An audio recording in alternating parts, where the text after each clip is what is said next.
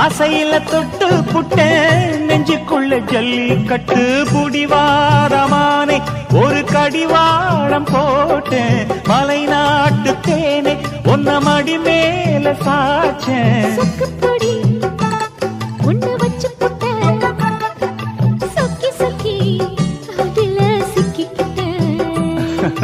கிச்சிலி சம்பா குத்தி எடுத்தே மொச்ச குழம்பும் வச்சு எடுத்தே ஆமாடி அதுக்காகத்தான்